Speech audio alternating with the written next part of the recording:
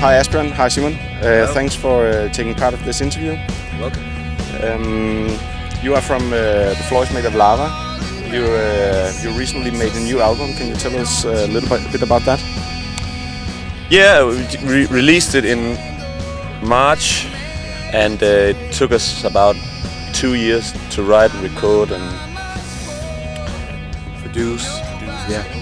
And I guess on the second album, our first album was more like dancey, punky rock album, where every tune was like 2.5 minutes, and the full album was half an hour. The new one is more like in a spirit of classic rock, I guess. You know, not like just rock and roll from the 60s, the 70s, the 80s, the 90s. You know, more like a rock history crash course.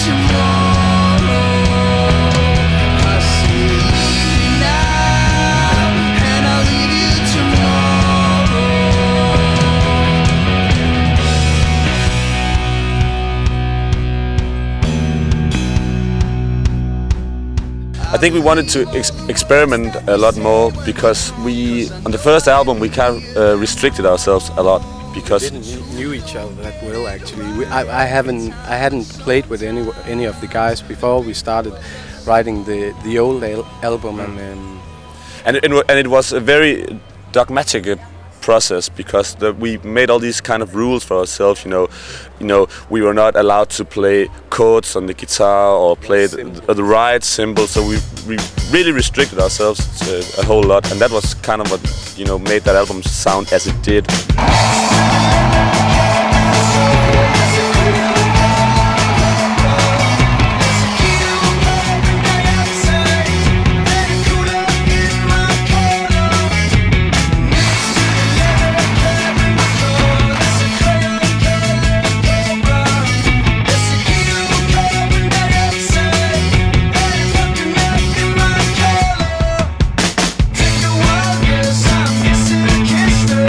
Myself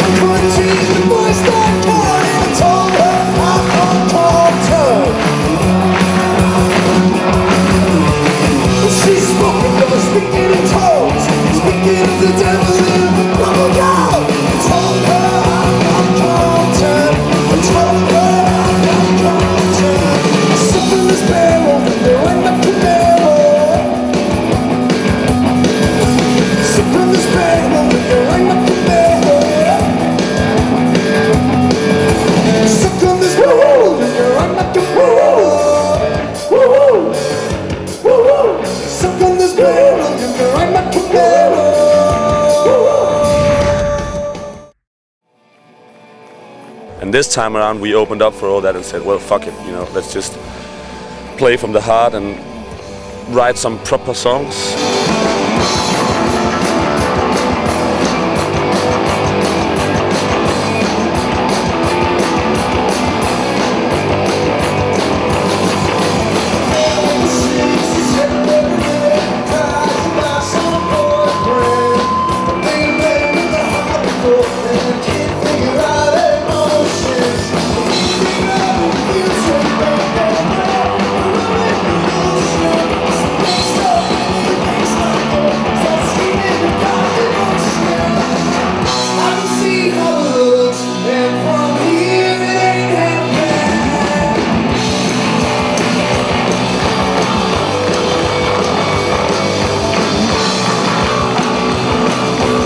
Choose Sebastian Wolf from Killerminch as a producer on this album. Why? And how was the working with him? We really like the idea of having people working on our album who are hungry and are new and needs to show themselves in the business. And we really loved Killerminch's album. And then we tried having Sebastian in our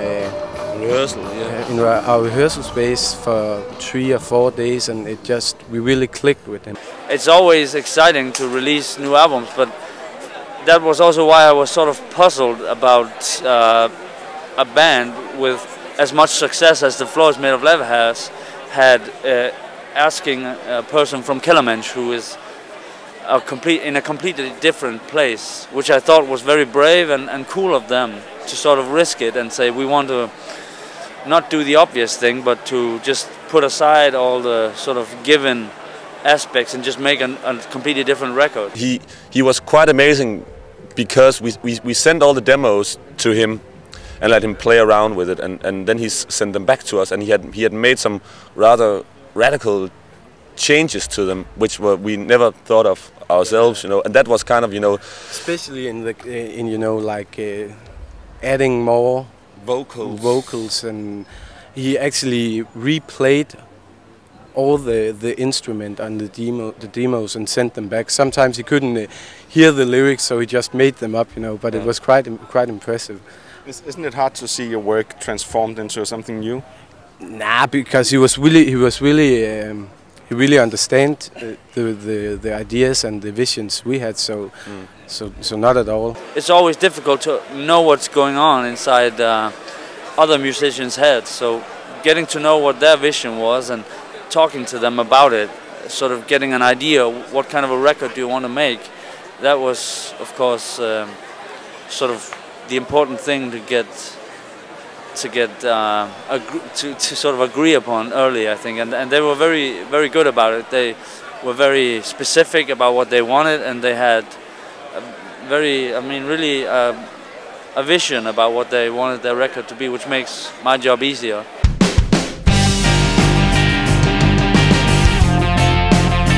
But, you know, you can't really predict if you make a new album which is radically different from the other one that someone will tag along. You know, you never know. You know, that's a jeopardy you have to make. If you see the comments on YouTube, there's a lot of international people commenting on your new stuff, and they like it very much.